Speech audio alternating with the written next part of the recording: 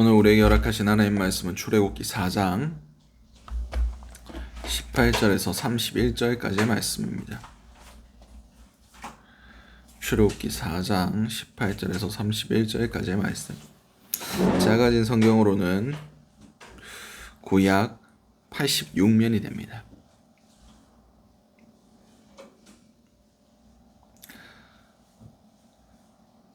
출애굽기 4장 18절에서 31절까지의 말씀.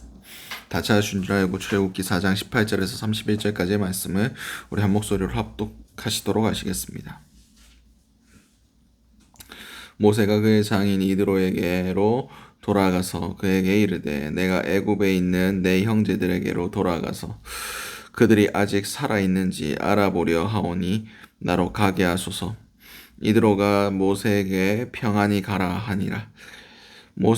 여호와께서 미디안에서 모세에게 이르시되 애굽으로 돌아가라. 내 목숨을 노리던 자들이 다 죽었느니라. 모세가 그의 아내와 아들들을 나귀에 태우고 애굽으로 돌아가는데 모세가 하나님의 지팡이를 손에 잡았더라. 여호와께서 모세에게 이르시되 내가 애굽으로 돌아가거든 내가 내 손에 준 이 이적을 바로 앞에서 다 행하라.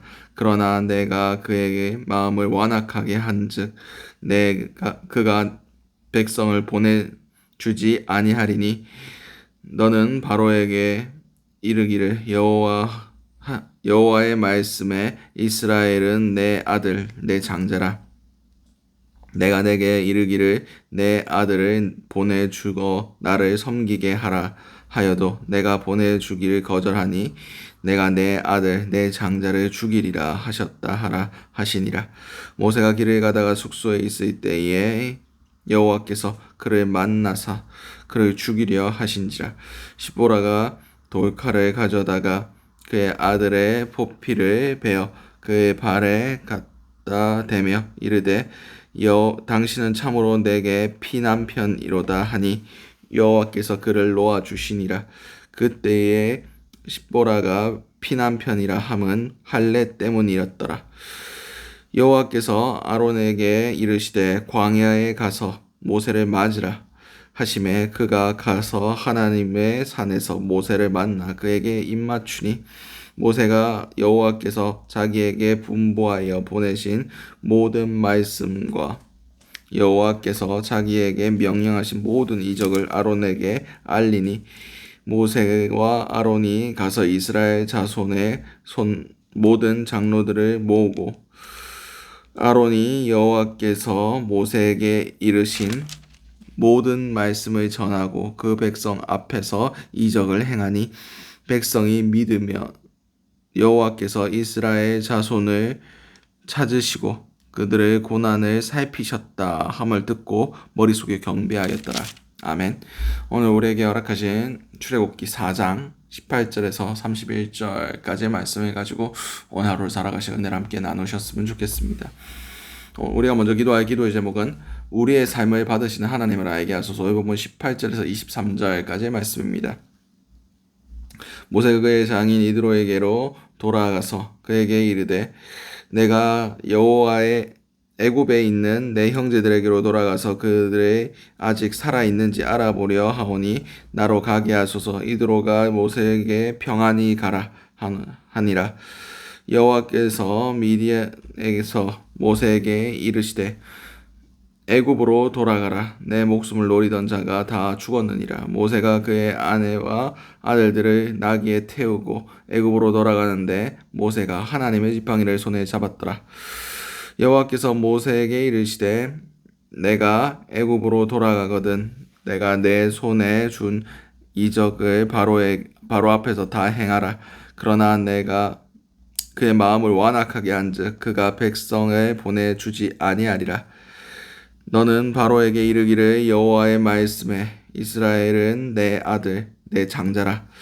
내가 내게 이르기를 내 아들을 보내주어 나를 섬기게 하라 하여도 그가 보내주기를 거절하니 내가 내 아들 내 장자를 죽이리나 하셨다 하라 하시니라. 모세가 아멘. 23절까지 말씀입니다.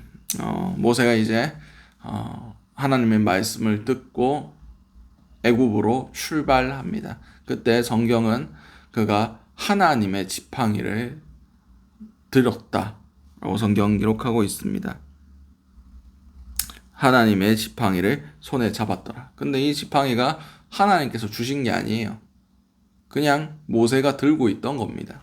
근데 그것이 하나님이 명하셔서 던졌더니 뱀이 되고 다시 잡았더니 다시 지팡이가 되고 그런 일이 있은 후에 이 지팡이가 하나님의 지팡이가 되었습니다.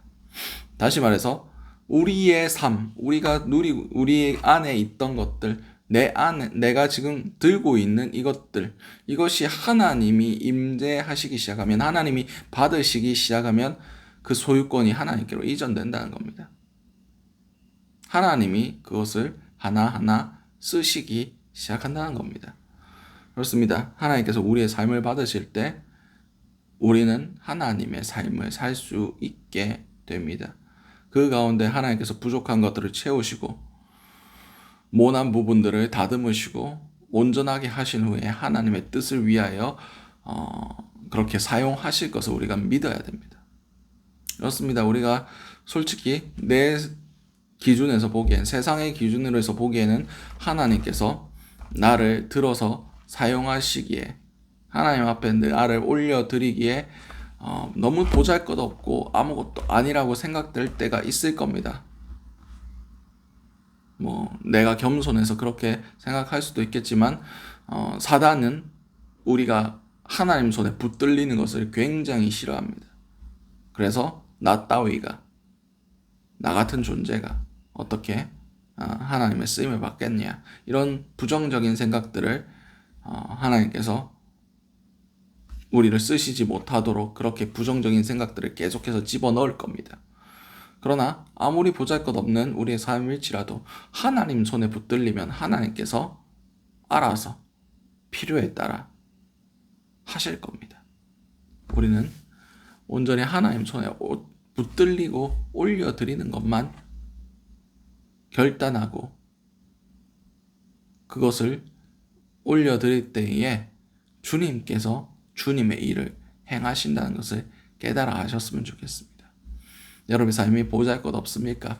여러분의 삶이 아무것도 아니게 느껴지십니까?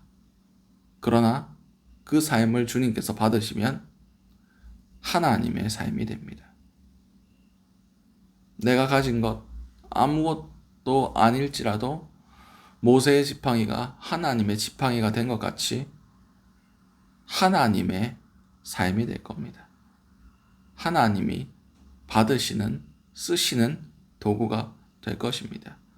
오늘 하루를 살아가실 때 오늘 하루의 삶을 주님 손에 올려드리기 바랍니다.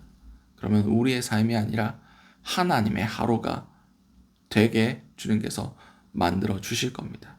오늘 하루를 살아가실 때 우리의 모든 주권을 주님께 돌려드리는 저와 여러분들 될 수 있으시기 바랍니다. 두 번째 기도 제목은 거룩의 중요함을 알게 하소서. 오늘 본문 24절에서 26절까지의 말씀입니다. 모세가 길을 가다가 숙소에 있을 때에 여호와께서 그를 만나사 그를 죽이려 하신지라. 십보라가 돌칼을 가져다가 그의 아들의 포피를 베어 그 발에 갖다 대며 이르되 당신은 참으로 내게 피난편이로다 하니 여호와께서 그를 놓아주시니라. 그때에 십보라가 피난편이라 함은 할례 때문이었더라. 아멘. 오늘 본문에서 굉장히 이게 난해 구절 중 하나입니다. 해석이 어려운. 왜 하나님께서 모세를 죽이려 하셨을까요? 여기서 볼 때 여호와께서 그를 놓아주시니라 라는 표현이 여호와께서 그를 회복시키셨다, 고치셨다 라고 표현되어 있습니다. 아마 숙소에서 모세가 어떤 병에 걸리거나 어떤 건강에 이상이 생겨서 죽을 고비가 왔음을 알 수가 있습니다. 왜 그랬을까요? 그의 아들 게르솜과 엘레셀, 이 두 아들이 있었는데 그들이 할례를 행하지 않았다는 겁니다. 난지 8일 만에 할례를 받도록 율법에 기록되어 있었고 하나님께서 명령하신 겁니다. 근데 이제 이스라엘을 일으키고 이스라엘을 출애굽시켜야 할 그 모세의 가정 가운데 하나님의 율법이 행하여지지 않고 있다는 것, 하나님의 언약이 지켜지지 않고 있다는 것이 모세가 죽을 이유였습니다. 그렇습니다. 하나님께서는 하나님의 백성들을 세우고 사용하시기는 하지만 그들이 거룩하지 않다면 하나님의 뜻이 이루어지지 않습니다. 하나님은 우리의 능력이 많고 적음에 따라 우리를 쓰고 쓰지 않고가 정해지는 것이 아니라 우리가 거룩하냐 거룩하지 않느냐에 따라 하나님께서 쓰시냐 쓰시지 않느냐가 정해집니다.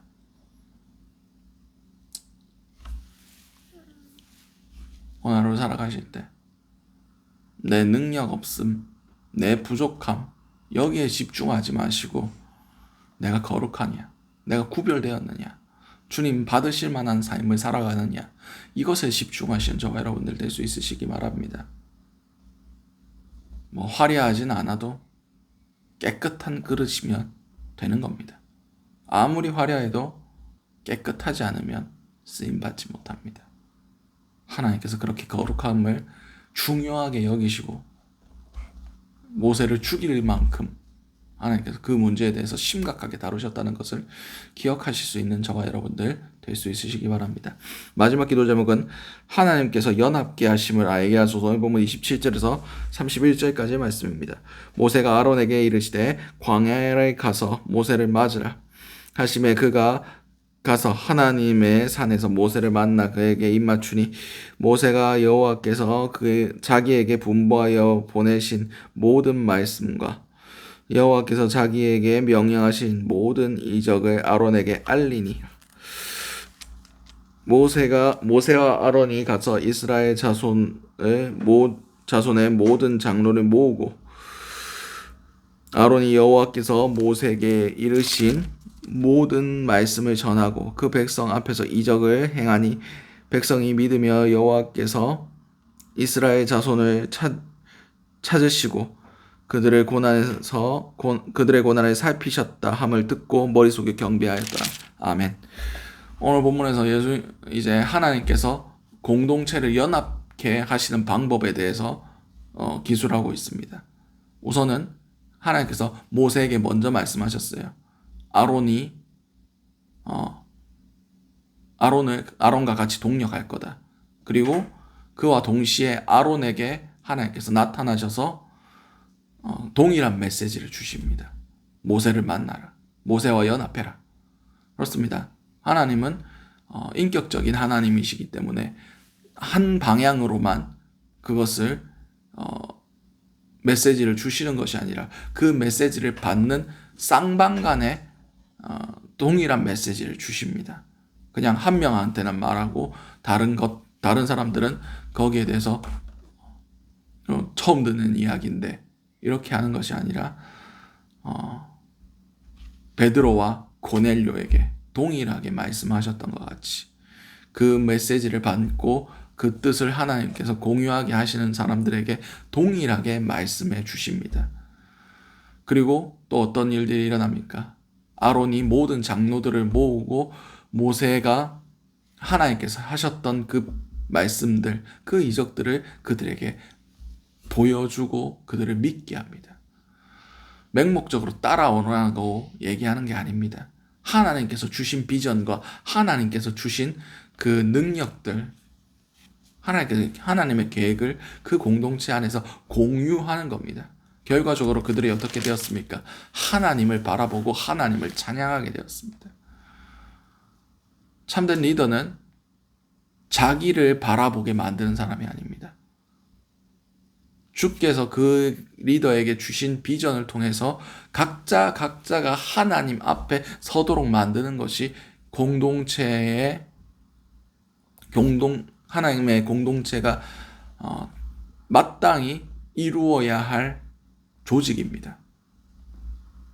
다 한 사람만 바라보고 한 사람에게 집중되는 것이 아니라 각자가 하나님을 바라볼 수 있도록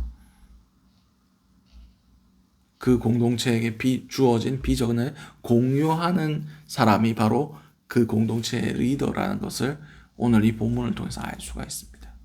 그렇습니다. 우리의 연합함도 이러해야 합니다. 각자가 하나님을 만나고 각자가 하나님과 연결됨을 통하여 그 결속과 그 예수 그리스도의 몸됨이 머리부터 발끝까지 모든 세포 모든 지체가 하나로 연결됨을 통하여 하나의 꿈과 하나의 예배와 하나의 한 분이신 하나님을 온전히 섬길 수 있는 그런 공동체가 우리 가운데 서 나아갈 수 있게 해달라고 기도하신 저와 여러분들 될 수 있으시기 바랍니다. 오늘 주셨던 말씀들 놓고 기도하시고 각자의 기도 제목으로 기도하신 후에 새롭게 돌아가시도록 하시겠습니다. 우리 주여 한번 외치신 후에 동성으로 기도하시도록 하시겠습니다. 주여, 사랑하는 충만하신 아버지 은혜를 너무나 감사드립니다. 주여, 우리의 삶을 받으시고 우리의 삶을 주님께서 기뻐하시며 우리의 삶 가운데 주님의 계획하심을 이루어 주실 주님을 찬양하며 주님을 높여드립니다. 주여, 우리의 모든 것들을 주님께 올려드리오니 주님께서 온전히 받아주시옵소서. 주님의 뜻이 이루어질 수 있게 도와주시옵소서. 함께하여 주시옵소서. 주여, 우리가 거룩함을 추구하는 자들이 될 수 있길 원합니다. 아버지, 우리의 능력이 부족할지라도 우리의 연약함이 있을지라도 그 모든 것들을 덮을 만한 거룩함이 우리의 삶 가운데 있길 원합니다. 부족할지라도 우리의 깨끗한 그릇으로 준비될 수 있게 도와주시옵소서. 그럼을 통해서 우리가 깨끗하게 준비되었을 때 주님의 비전이 심겨지게 하시고 주님의 메시지들이 우리 가운데 담기게 하시고 주님의 뜻이 우리 가운데 연합함으로 이루어지게 하심을 통하여 우리 각자가 하나님의 지체로서 주님과 연결되며 주님을 바라보며 주님을 예배할 수 있는 그런 공동체로 세워지는 귀한 은혜가 있게 도와주시옵소서. 오늘 하루의 삶도 주님께 맡겨드리오니 주님의 삶이 될 수 있도록 주님 주장하여 주시옵소서.